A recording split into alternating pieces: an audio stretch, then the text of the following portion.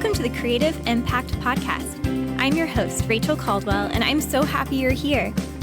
Each episode, I take some time to chat with fellow artists about life, faith, and the impact of the arts. You know, it's not about the product. It's about the process, and people may only see, 5% of the work that you've done, but they don't see the other 95% of the work that you had to do to get there, but that work was just as necessary. Welcome to episode 2 of the Creative Impact Podcast. My guest for this episode is my friend Cassie Clark. Cassie is a visual artist, and in our conversation, she shares about her journey building her own business as an illustrator. We also chat about her master's degree in counseling and how art and counseling are actually more closely related than we may realize. Enjoy my conversation with Cassie Clark.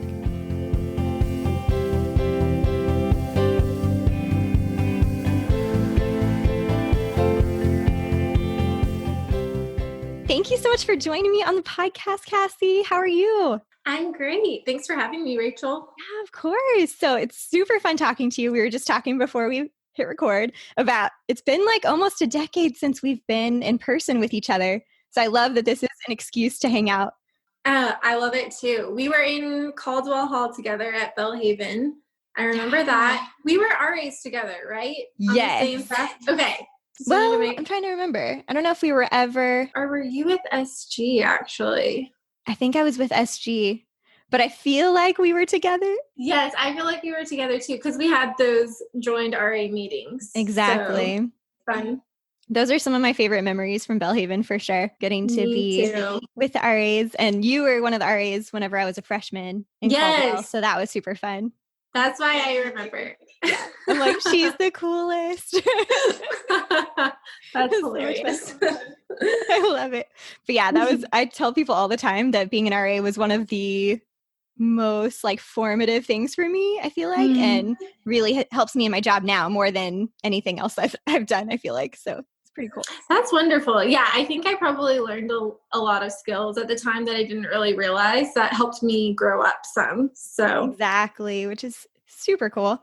I've had a lot of fun following you on social media, even though we haven't been like super connected over the last decade, but it's so fun seeing your journey, and you've gotten married and you're about to have a baby. Yeah, it's been such a great journey. It's been crazy. Yeah, I've had my business for about 8 years now, probably more on an official business, probably more like 5 years. So that's incredible. So exciting. I'm excited to hear more about that as we get into stuff. So first off, what are you up to these days? These days, well, we live in Connecticut, so we are hardcore social distancing still. We are right by New York. So actually, it's been really interesting for my creative process because I've been at home a lot more. And so also I have those pregnancy hormones going right now, and I've actually found them really conducive to my creative process. It's like I can't stop creating. So it's been awesome. Kind of cool the past few, there's a lot of hard stuff going on, but I think a bright spot has been just us being able to slow down and remember family time and the things that make life worth living. And getting to be creative has been really fun. I've been getting together our little girls' nursery. She's due is it June already? It's almost June. I think we're like the last couple days of May right now. So she's due in July. So that's coming up. It's coming up. Wow, so cool. So do you guys have a name picked out and everything, or are you waiting? Yes, we actually do have a name picked out. It took us a while to come together on it, but we both kind of were able to put our own spin on some aspect of it, which was a great compromise. That's good. It's a big decision. Yes, I know. It is. So her name is Lucille Joy Clark, but we're going to call her Lucy. Spelling is going to be Lucie, but my middle name is Joy, and so she's kind of named after me, and we really liked Lucy because it means light. Oh, I love that. Yeah, that's going to be so good. Well, I'm super excited for you and I can't wait to see pictures and everything whenever she's born. So, and hopefully this will be a good month to just like prep and kind of a blessing in disguise just to be at home and be able to get prepped. Yes. So, yeah. What's it been like being pregnant during quarantine? There are some challenging aspects to it. Sometimes it can be tempting to forget that I'm pregnant because like I've had more energy, I'm at home a lot more, but you don't realize how much you feed off of other people's reactions to be reminded, it's my first. So right. I hadn't even thought about that. Yeah. That's so interesting. So you're like, I was walking at the track the other day and then these two ladies stopped me and they're like, oh, how far along are you? And it was just really interesting because I was like, I actually don't really have people asking me on a daily basis because we've been social distancing so much. Right. So it's really fun when I do get those opportunities, and they mean a lot more when other people can share in our joy. Yeah, for sure. That's cool. I hadn't thought about it from that perspective. So it's really interesting. Yeah. My church is throwing me a Zoom shower. So. Oh, that's so fun. Love it. I know we're all kind of virtual parties these days, but still fun to get to celebrate. Exactly. Well, I'm glad you're feeling well and doing well. So I'm just curious, since we're talking about kind of artists and how each artist sort of has their own journey, I would love to hear, how did you get started in visual arts and kind of what got you interested in that growing up? Yeah, it's kind of interesting when I think about it. I appreciate the question because I don't really stop to think about it a lot. It just feels so much a part of who I am and who I was created to be.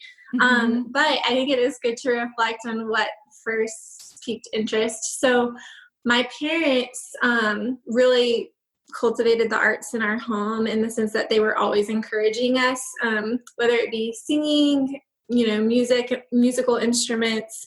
I remember one of my earliest birthday presents, I just asked for a ton of sketchbooks. And so I had this little cupboard in my room, and I pretty much would make them into books. And so I would do a different story on each page, and most of them involved weddings, which is really funny. That's awesome. The girls all have like Rapunzel hair. But I couldn't get enough of drawing, and my mom jokes that when I ran out of paper, I would start drawing on the window seals. And so one afternoon, I remember my mom gave me an eraser and made me erase all of my pencil marks on all of the windows in our house. That is amazing. That's so funny. Yeah. It's so funny. So from an early age, I think I was just really into drawing, and I loved reading or being read to. My parents read to us a lot aloud, and I remember having these books that with really intricate children's illustrations, and I would just be mesmerized by them, and I would stare at them for literally hours on end, just looking at every single detail and kind of getting caught up in it. So I would say, like, from the earliest formative years, that's kind of how it exhibited itself with me, was just in piquing my interest. Right. And I was always kind of creative, but I never took it seriously. I would just make birthday cards for friends and stuff like that. But yeah, just kind of on the side for fun kind of a thing. Yeah. So it was funny because when it came time to go to college, I didn't know what I was going to major in. I really love history. Yeah. I really love history, and I really love, I love writing. And so I was looking into journalism and also history. And then I just remember having a conversation with my parents, and I was like, I have no clue. There's so many interests, but art wasn't among them. And they were just kind of laughing. They were like, it's so strange to us that art is not even a consideration for you. Because that's how I thought of art. It was just something that was a part of me, but it wasn't something that I did. Right. So I was it was just kind of ding, ding, ding when they said that. And I was like, okay, I'll be an art major. And it's really funny because I didn't put much thought into it, but I ended up going all 4 years, not changing my major and just sticking with it, and had a blast. So that's awesome. I've heard that sometimes the things that we're most just gifted in, or that are the most, I don't know, innate within us, are the things that we don't even really think about, Yeah. And so it's that totally makes sense with your story and how you're like, well, just kind of fell into it, Yeah. Pretty awesome. Yeah. It's kind of funny. Yeah. Love that. So then you went to Belhaven. I know that part because that's like where our stories cross. Yeah. What was it like being an art major? It was really fun. I felt really different. I'm not gonna lie. Going to an art school, there's like people coming from all different backgrounds, but it was really good for me to be exposed to that, and all the different art making processes. Belhaven was like really formative for me in my art education in the sense that it taught me the most fundamental skills of art so that I could use those skills later on to take things further with myself. Right. I hope I explained that right. Yeah, I had a drawing professor, Bob Pennebaker. He was just amazing. Yeah, he was great. And Nate Tyson, and I'm forgetting the name of one of them, but I'll get back to that. That's okay. No worries. But they were really just helpful for me and in learning to draw observationally and showing me that that's the most fundamental skill of kind of taking art to the next level. And so then I could apply that to lots of different things. And then I loved Melissa Thorson, who was our art history teacher. She kind of fed into my love for history, and I became like an art history fanatic. So I loved her classes. They were like some of my favorites. But yeah, I would say overall, it was just, it really helped me tighten and hone my skills that I didn't really realize I had. I had a potential, but I didn't really know how to categorize it. Right. And kind of formalize it in a sense, I guess. Yeah, formalize it. Yeah, that's a good way to put it. So after Belhaven, what did you go into? So after Belhaven, it was kind of interesting. I did it again. I was kind of doing the same thing. I didn't really know what I wanted to do. It was kind of a dream for me to be a curator because I loved art history so much and I wanted to do museum work. But practically speaking, a good entry-level job for me was I had a connection at the private school that I actually attended when I was younger. They had an opening for an art teacher. Oh, cool. So they needed curriculum development. So my first year I taught 10th through 12th grade drawing elective and 7th and 8th grade art history. And that was just, that kind of took it to the next level for me because it's something about teaching something makes you more proficient in that area.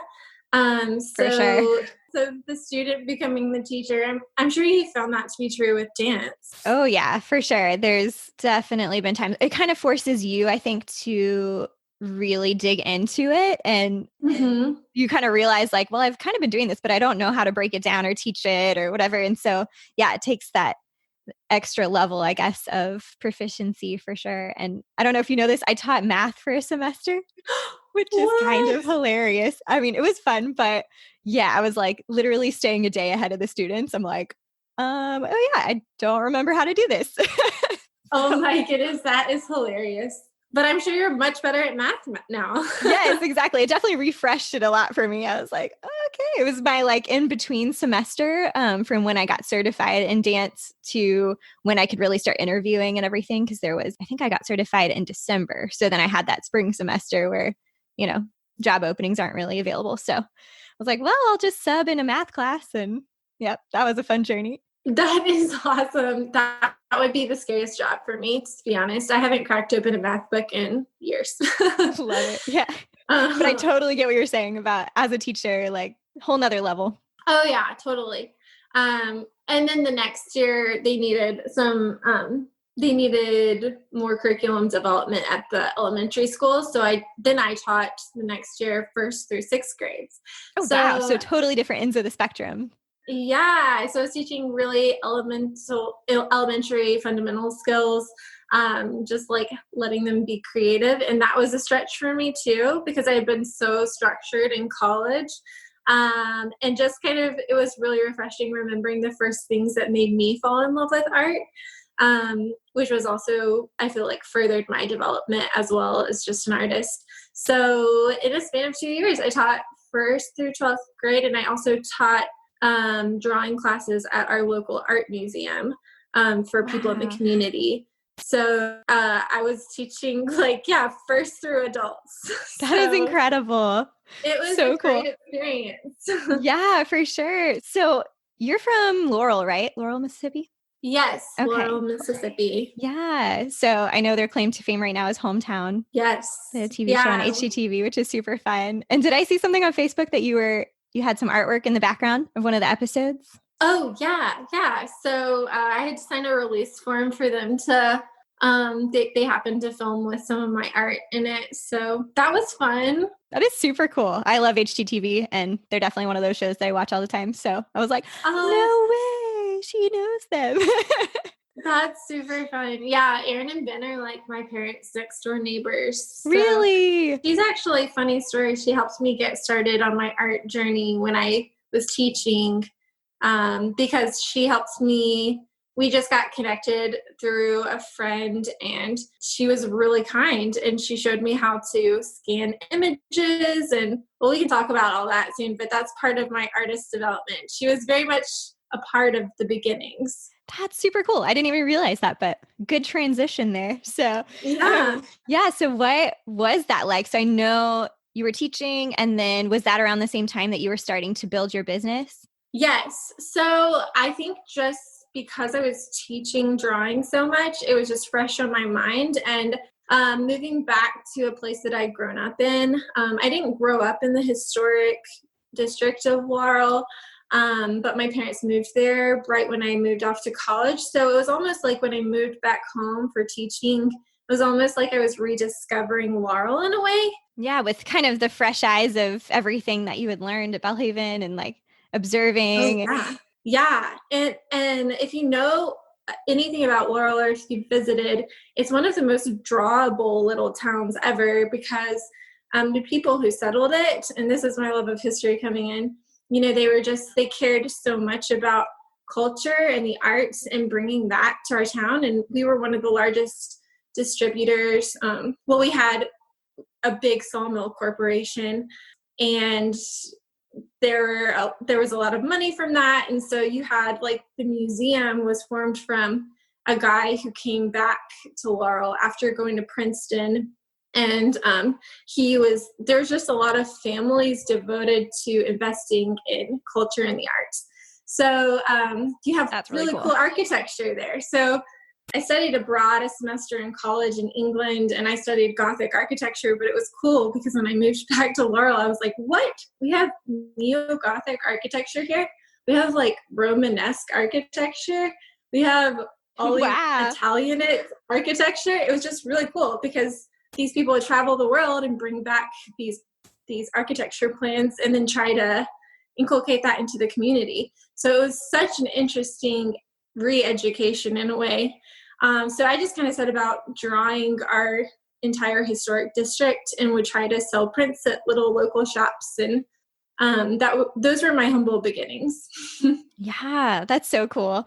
And I love looking at some of your images too. And I remember seeing them pop up on Facebook, and I'm like, that's so beautiful. And I can totally see what you're saying, the beauty that's there. And probably a lot of people don't even realize it because they've never visited, So I'm like, it definitely makes me want to go visit Laurel. You should. Yeah. And that's neat, I guess, with Hometown. That's kind of what they're doing too, is bringing a light to the history that's there and the cool architecture and stuff like that. So yeah, it's really unique.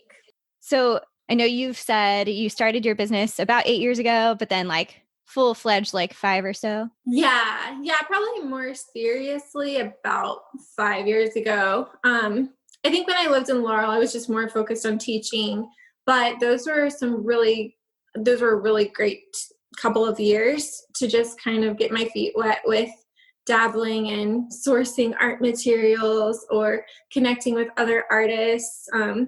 I connected with another artist in the community. There's a huge art community in Laurel, and he and I did an art trade, and he gave me my first watercolor lesson, which I'd never done anything with watercolor before, and now I watercolor all the time. Oh, that's so cool. Yeah, and like I said, Erin from Hometown, she and I connected, and she helped me learn how to scan my drawings and turn them into letterpress prints, and just a lot of, I learned the importance of being in community as an artist and kind of helping one another along. And I started blogging and started a really tiny Etsy and sold maybe like 5 pieces. Nice. Because I didn't really know how to market.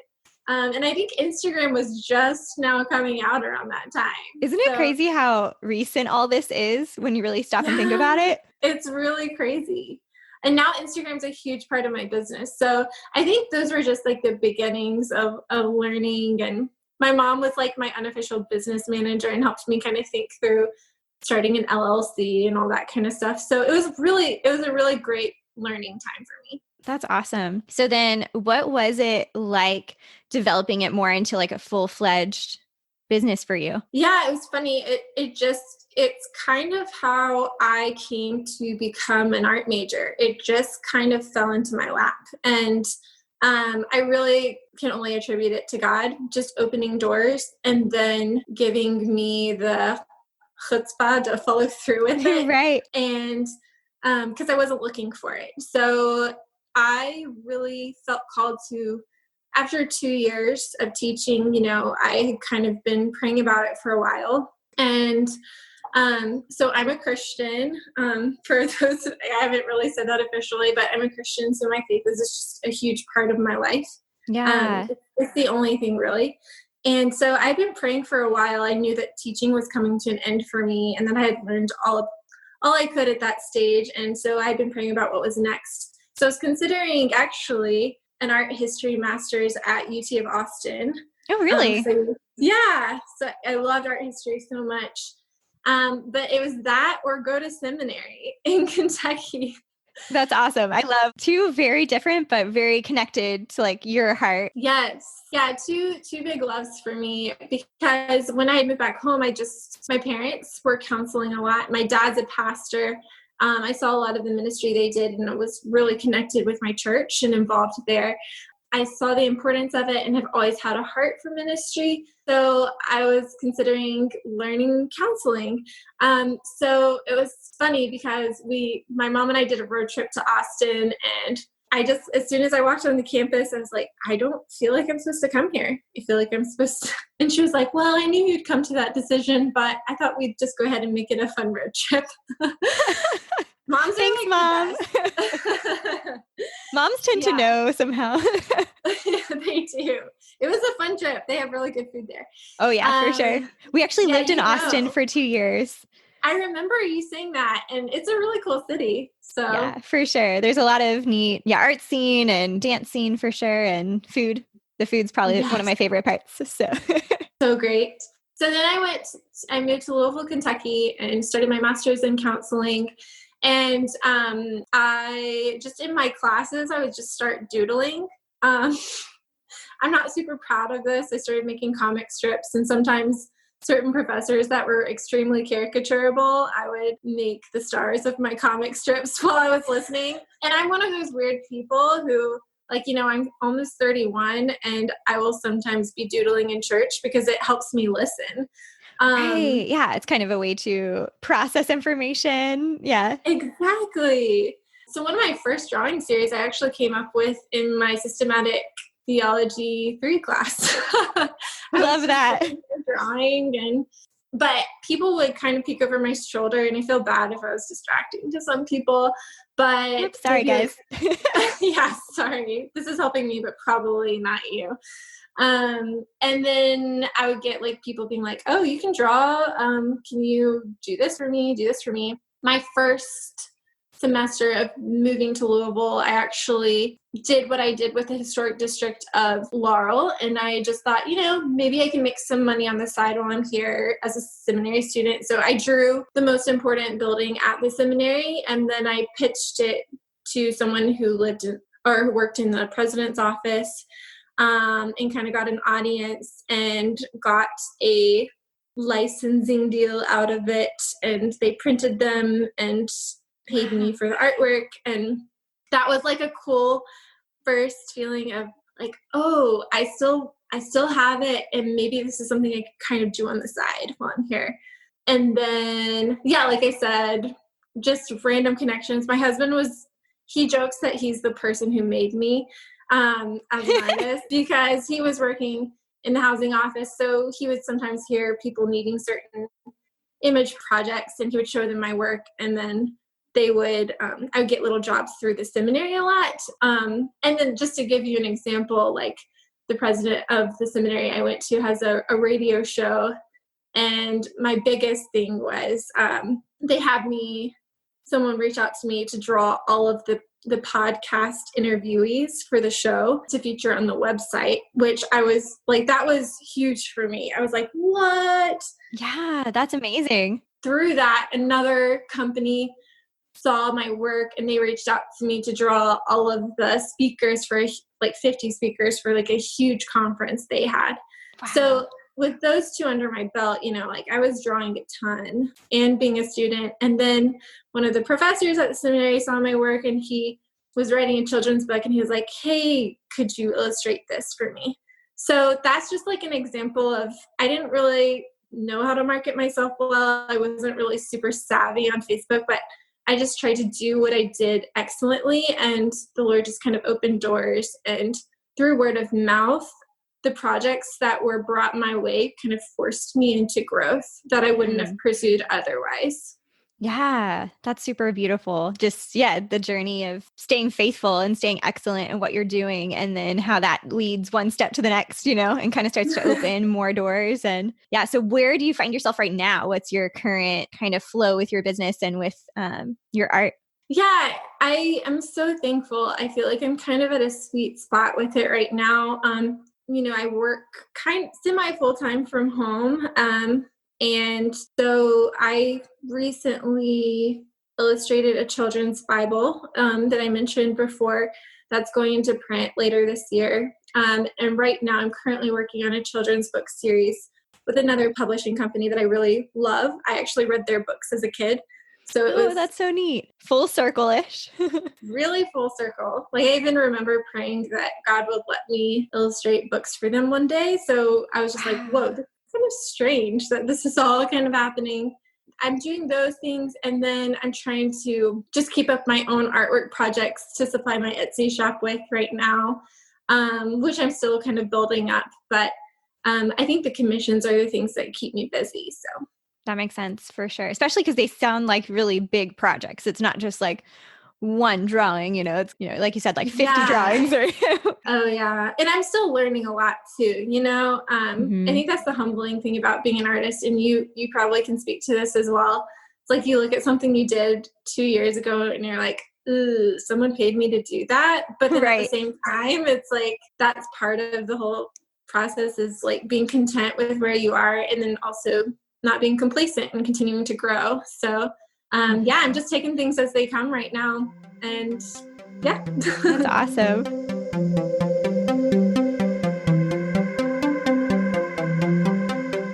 I wanted to take a brief pause from my conversation with Cassie to let you know about our Patreon community. Patreon is a platform where you can support artists and help them continue to create through your monthly donations. You can help support the Creative Impact Podcast by becoming a patron and receiving access to our exclusive Patreon community and behind-the-scenes content. Your support helps us reach more people with the show and bring purpose and hope to artists around the world. You can find a link to our Patreon page on our website, or you can search for the Creative Impact Podcast on the Patreon website to learn more. I would love to have you join our Patreon community. Now back to my conversation with Cassie.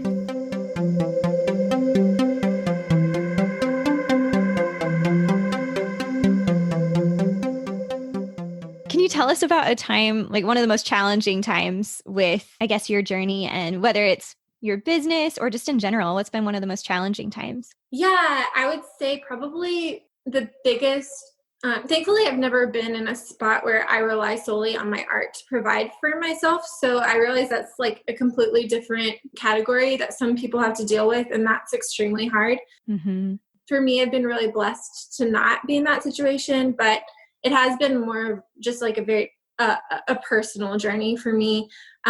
Just dealing with pride in certain areas of my life, and learning how to reconcile just my giftings with being excellent and what that really means. But then also just, like I said, being content with where I am. But I feel like a big point in my life that was a bit of a crucible for me was when, the biggest growing point in my life would have been at seminary when I was working a lot on that children's Bible. That is coming out this year. It was kind of a long project. I'm really privileged to have been asked to work on it, because looking back, I don't really see how I had much to recommend me experience-wise. But like I said, God just kind of dropped that in my lap, and it was humbling because I had a lot of drafts that I crumpled up and had to throw in the corner of my studio. So there's about 180 illustrations in the book, but I probably drew close to 300 or 400 images, if I'm being completely honest. And it was humbling, like putting my best foot forward and then showing it, and then it being kind of nixed, and for good reason too, because I was still developmentally not where I should have been. So that's why I'm shocked they stuck with me, which is great. Yeah, that's awesome that they helped you grow through that. Oh yeah, it forced me to grow. So I would say that was like the most humbling time, just like wondering at times, how do I grow? I'm a visionary. I feel like a lot of artists might be visionaries too. So a great part of that is you see the whole picture. A bad part of that is you see the whole picture. So I would continually see the massiveness of the project at once, and what the length of the process forced me into doing, and the difficulty of it forced me into learning how to daily plod and work through my work, and not try to be perfect, but try to just be faithful, and to stop idealizing things that I had in my head, but to just be realistic and be like, this is going to look wobbly for a while, but the only way to get through it is for me to draw, not to crumble up in a corner and be overwhelmed. Which is I could imagine would be hard to do, because when you're literally crumbling up the paper and throwing it in the corner, like that would be super discouraging. I feel like, to feel like, okay, I can keep going. Have you ever felt that? Have you heard of the imposter syndrome? No, tell me about it. Okay, so imposter syndrome is kind of what I've understand of it is the idea of like, I'm not qualified for this, like I don't belong here, and just kind of feeling these feelings of like inadequacy. And I know I've dealt with that as a leader and as a teacher, and just curious if that resonates with you as well as in your art and doing that children's book. Definitely. And it's weird too, because you can flip to the other extreme in the same day. Like if someone encourages you for your work and you really care about their opinion, you're like, oh, like I'm pretty good.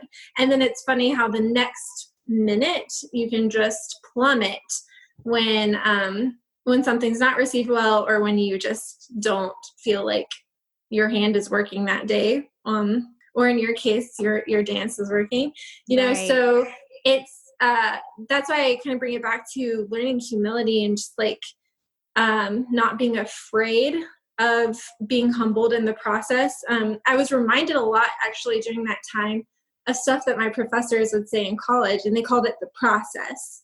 They said, it's not about the product. It's about the process. And people may only see, 5% of the work that you've done, but they don't see the other 95% of the work that you had to do to get there. But that work was just as necessary. Oh, that'll preach for sure.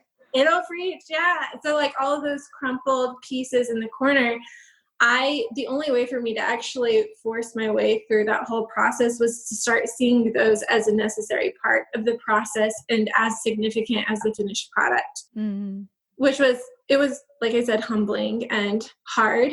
because we live in a world that wants immediate gratification, and it wants a product, and that equals success. And for me, the meaning of success was kind of turned up on its head. Success a lot of the time just looked like me being diligent and faithful in my work behind a closed studio door that no one ever saw me working in. So yeah.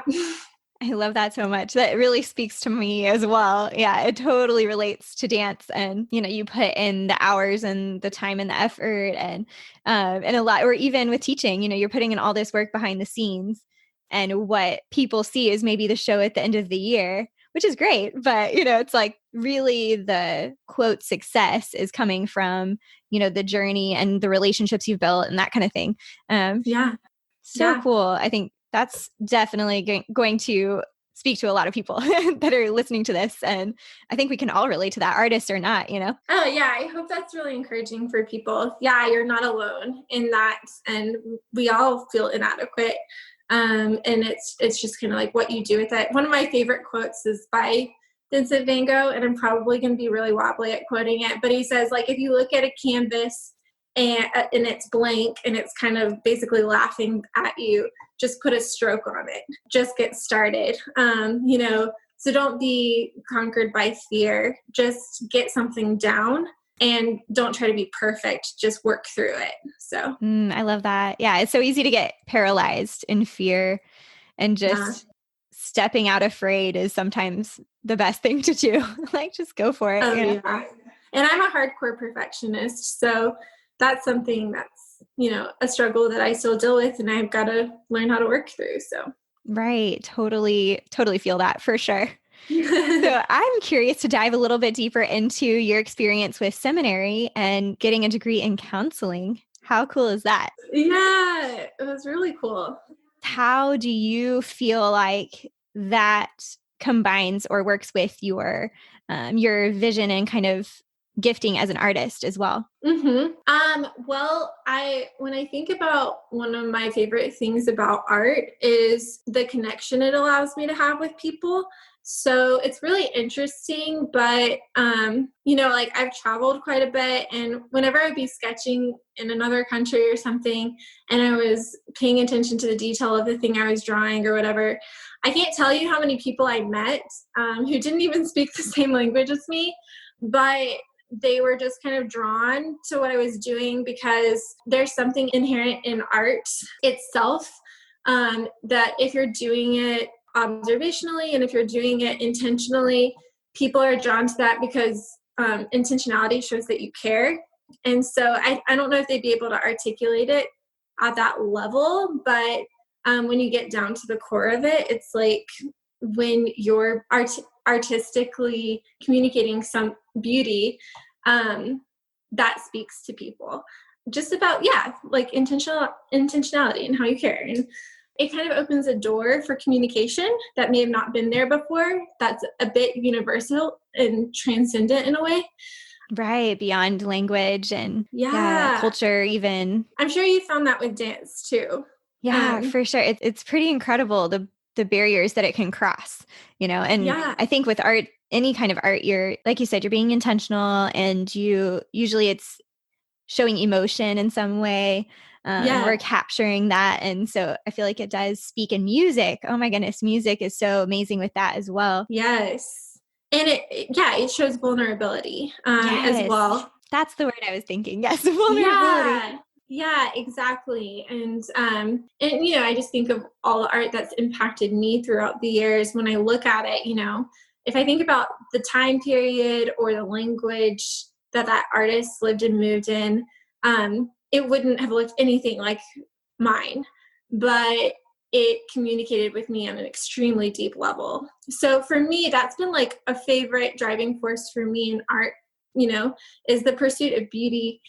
And then I feel like you're just kind of doing the same with counseling. So for me, I counsel from a biblical perspective, and I was trained in that methodology. So for those who are struggling or are in the down and out, I'm seeking to use scripture to point them to the beauty of Christ and the beauty of something bigger and larger than themselves God, their creator. So for me, art and counseling are extremely interconnected because one of my favorite counselors, actually, I'm going to paraphrase again, but he said there's an intensely creative aspect to counseling because you're taking something that's old and you're presenting it in a new way. And that takes creativity.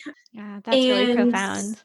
Yes. And so like art for me is you're capturing a beauty that's outside of yourself. So we hear a lot, look inward for the art that you want to create. Right. We hear a lot in culture, maybe. Yeah. And it's like, just be raw, just be like, look inside yourself. And to be honest, like most of the art that comes from that, it's like when I look at it, I'm like, I'm not gonna, like, I would say, yes, it's still art, but it's not something that speaks to me on a deep level all of the time. You know, maybe sometimes it hits the mark, but when we're consistently looking outside of ourselves for inspiration and we're seeking to capture the beauty of the ultimate creator, then yeah, nothing's original and we're presenting it in a new and creative way. And so presenting old truths in new ways has been like a constant push for me in my journey. And I love the connection between that and counseling so much. Yeah, for sure.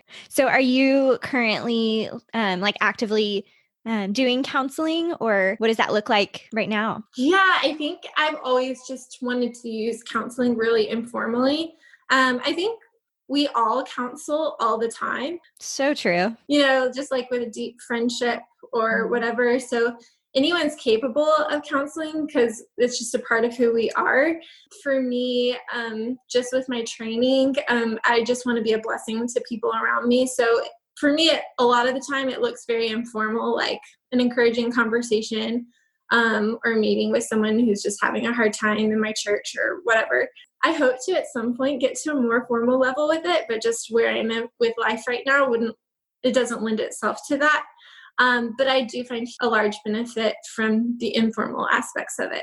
Amazing what a good conversation can do. And Yes. just getting to have a coffee date or whatever and just talk about life and, you know, be able to process out loud a little bit of what we're going through, and love that. Oh, I totally agree. And I've benefited so much from informal counseling. So yeah, it's definitely a two-way street. For sure. I feel like that's kind of what being an RA was like. It's kind of being like an informal counselor, you know?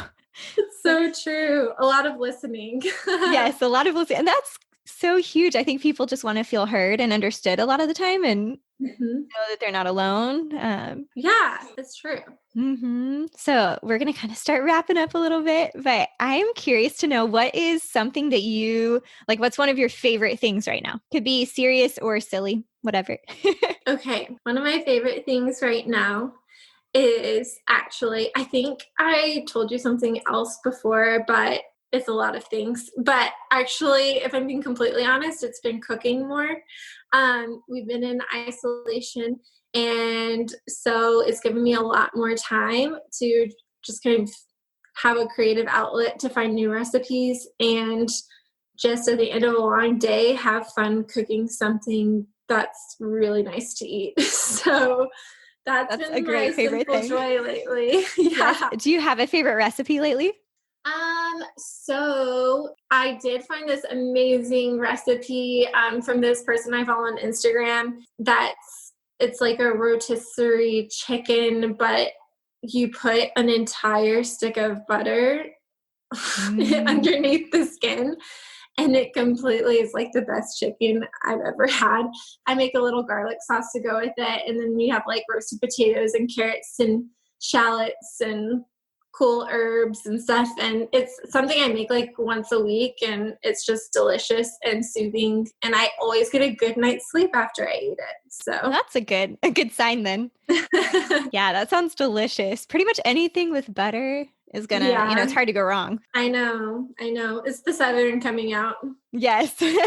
Love that though. But it sounds like you have a good, you know, balance. You got the vegetables and protein and all that. So it's all about balance, right? Or what do you call it? Keeping things in moderation. Yes, totally.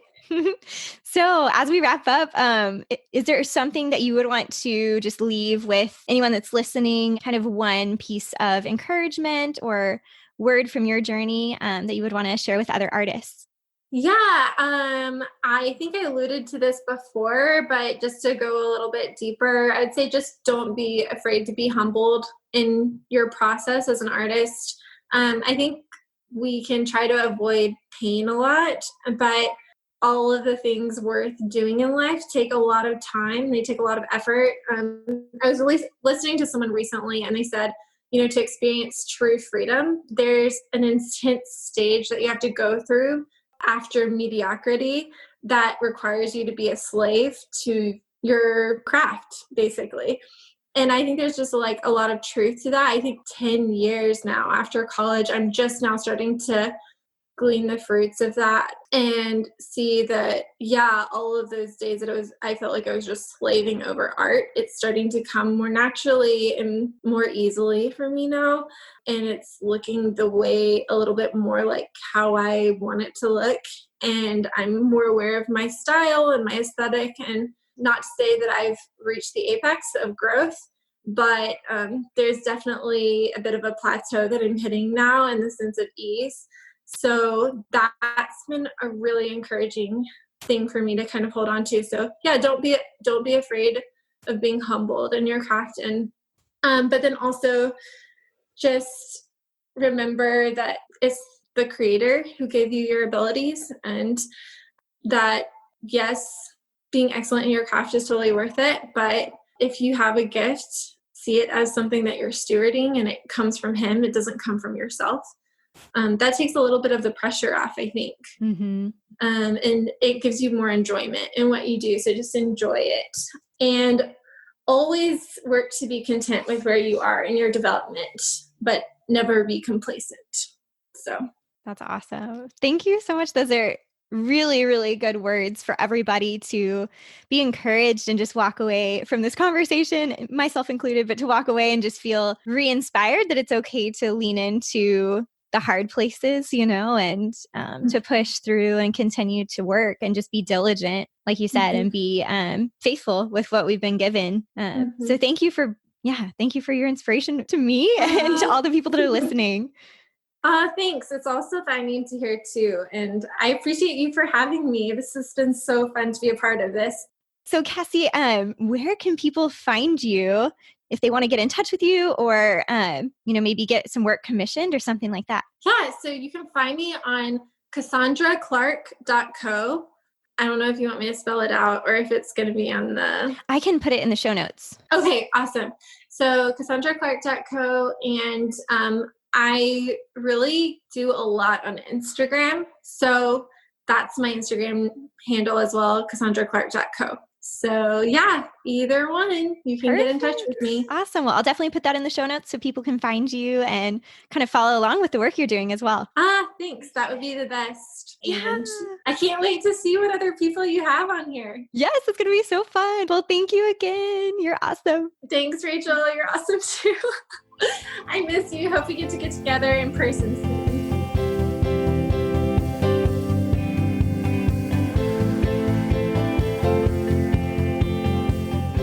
I love Cassie's reminder to be faithful in the daily work of our art form, and the perspective that the process is just as valuable as the product. I hope our conversation encourages you today as you work towards your goals. You can find links from the show and the full show notes on our website, www.creativeimpactpodcast.com. In our next episode, I catch up with my friend Whitney Dufresne.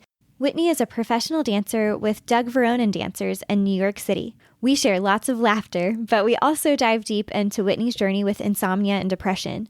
Her honesty is such a gift, and I know her story will be an encouragement to you as it was to me. Thank you so much for listening to the Creative Impact Podcast. Subscribe to the show on your favorite podcast platform so you won't miss an episode. If you're enjoying the show, we invite you to rate and review the show on iTunes. Your ratings and reviews help others to find the show as well. You can find the Creative Impact Podcast on Facebook and Instagram. The music for the show was produced by Michael Cash. Share the show with a friend, and I'll see you for our next episode with Whitney Dufresne.